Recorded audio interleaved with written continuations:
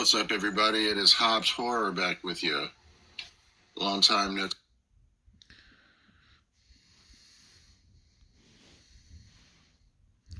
talk. Hope you're having a great new year. I've just been doing my thing, working two jobs and trying to get myself all ready for 2026. My reviews together and stuff. I got a brand new tripod. I do want to thank MVD Entertainment for sending me this one to review for y'all. This isn't released until January the 20th, so this might be the first official review on YouTube, but it is Darby's Scream House. Darby's Scream House. You can see that there. And this is also a Wild Eye Wednesday. Shout out to my good friend Horrific Nightmares JM. If you haven't been to his channel, go show him some love. He is the one that created Wild Eye Wednesday, which we've all adopted and enjoyed. So this is a Wild Eye Wednesday, even though technically it's still Thursday. So this one is a 2026 release, 75 minutes long. Again, put out by Wild Eye Releasing, the distributor.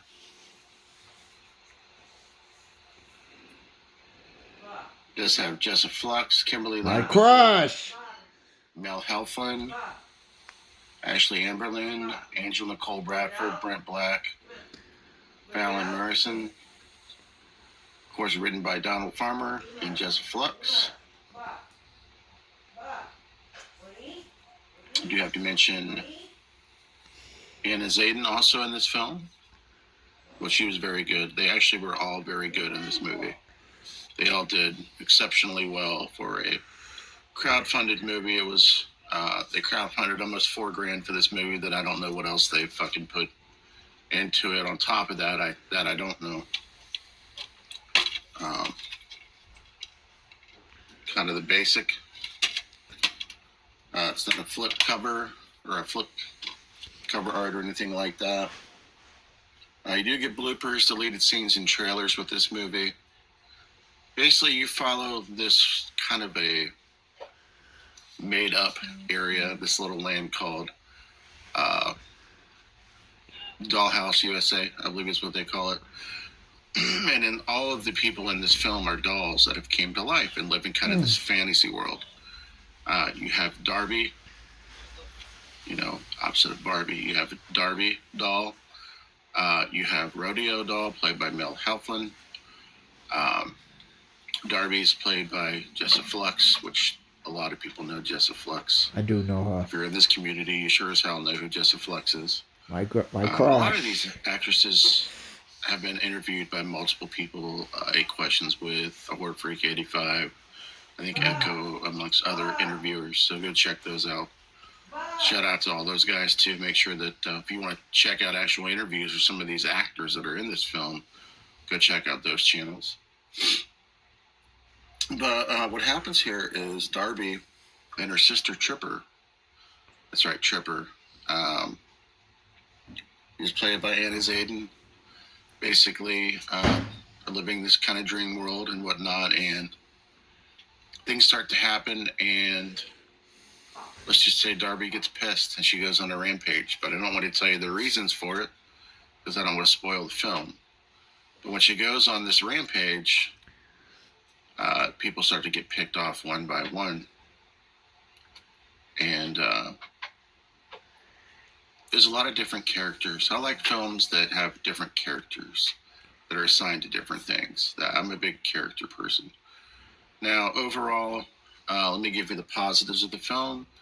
If you like partial nudity, if you're a booby guy, you're going to love this one. There's no Brillo pad. It's a Wild Eye film. It's not Wild Eye Extreme. So if you are a fan of the Tatas, you're going to like this film. The acting was good. I mean, we're not talking about Academy Award winning type acting, but it was good. Low budget film, but I thought everybody did a great job for what they were trying to accomplish. Tied in nicely. The end of the film tied in nicely. Yeah, it was good. I mean, it was better than what I actually anticipated. I kind of had a little bit of reserves when the film first started. I was like, oh man, kind of had a little bit of reservations, but it picked up and got better as it went. Like I said, this is a crowd-funded film, and I think they did a good job with this one. Slasher, I guess you could call this a horror comedy slash slasher, kind of a mixture of both genres, because there are some comedical scenes too in this film. Like there's a decapitation scene where you can see that the head that was cut off is, obviously it's a dummy head. So I don't think the film takes itself too seriously. But for the most part, I think everybody did a great job. If you're watching this video and you had a role in this film, you did a great job. Yes. For Darby's Dream House. Check this one out over on shopmbd.com or Wild Eye Releasing. Check them out. Show some love to the independent films. My only probably knocks on that film would be the blood CGI, the CGI blood. Just not a big fan of that. Of course, limited budget, so I get it. I have no problem with quirky one-liners. There was a lot of those in there. Some parts a little slower than others. There were some parts that weren't necessarily needed, but I'm sure they probably did that as filler or part of the crowdfunding responsibility. But overall, it was a good time. I had a fun little ride with this one here. And if you're a fan of Just Flux, you definitely will want to watch this. I thought Mel Heflin, like I said, did a great job. I thought they all did a good job. This is it's a fun little ride. So I'm going to give this one a 3.5 out of 5 in the Bog scale. Catch up with you later. Peace.